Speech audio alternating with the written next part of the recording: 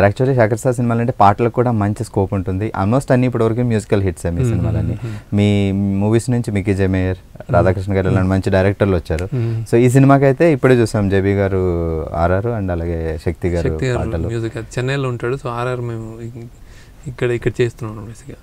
Beautiful మంచి చాలా పాటలు ఆల్రెడీ చాలా పెద్ద హిట్ అయినాయి actually. So there is a vibe, అంటే ఇంకా సినిమా వచ్చిన తర్వాత ఇంకా కనెక్ట్ అవుతారు. So almost three songs super hit లిస్ట్లో ఉన్నాయి బేసిక్గా. That's what I here. నాకు కూడా అనుకుంటున్నాను, నేను అదే ఎక్స్పెక్ట్ చేశాను. ఎస్పెషల్లీ ఊసిపోదు అనేది చాలా, అంటే ఇంకా సినిమా రిలీజ్ అయిన తర్వాత అది యాంథమ్ అయిపోద్ది అనుకున్నాను నేను. అట్లనే అవుతుంది ఊసిపోదు అనే పాట. అందరు లవర్స్ కానీ యంగ్స్టర్స్ కానీ రిపీటెడ్గా పాడుకుంటారు అనిపించింది. అండ్ అట్లనే ఫంక్షన్స్లో, ఈ మెహందీ పెళ్ళిళ్ళలో డెఫినెట్గా వచ్చిండే అనే పాట చాలా ఇష్టంతో, అంటే చాలా, అంటే ఇది ఇలా కావాలనుకుని చేసిన పాట. సో అది రీచ్ అయింది. So I think this two are really good. ఇంకోటి హే పిల్లగాడ, ఒక మల్లీశ్వరి కొంచెం ఆ టింజ్ బ్యాక్ డ్రాప్తో ఉంటుంది, ఎస్రాజేశ్వరరావు గారు, అది ఆ బ్యాక్గ్రౌండ్ స్కోర్ అలా ఉంటుంది కొంచెం. దాన్ని సో అందుకే అది ఇన్స్టెంట్ ఇట్ ఆయన చేసిన ట్యూన్, ఇంకా దానికి తిరుగుతుంది కదా. So music is already I'm very happy hit. And two, అంటే ఇది ఒక హ్యాపీ డేస్ కానీ, ఒక లీడర్ కానీ, ఒక జానర్ పాటలు ఉంటాయి. ఇది రెండు జాగ్రఫీస్, అంటే యూఎస్ అండ్ తెలంగాణ బాన్స్వాడ కాబట్టి ఆ మ్యూజిక్ కూడా అట్లనే ఉంటుంది, కొంచెం వేరియేషన్ ఉంటుంది అనమాట. ఇక కొన్ని పాటలు ఇటు, కొన్ని పాటలు అట్లా ఉంటాయి. So that way it's a complete album.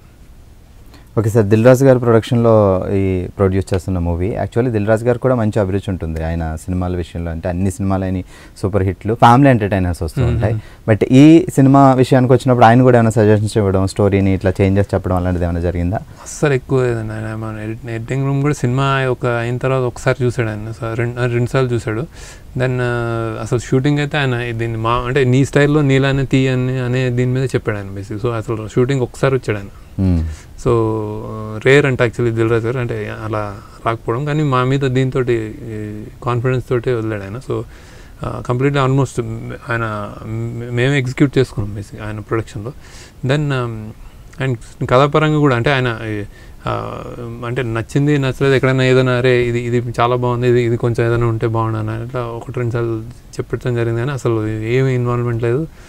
Final నిన్నే ఒక చిన్న ఇదంటే ఆయన సినిమా చూసి థ్యాంక్స్ అన్నాడు నాకు ఆయన. అంటే ఎక్స్ట్రాడినరీగా ఉంది, థ్యాంక్స్ అన్నాడు. ఇంకా అంతే, that's those are the words.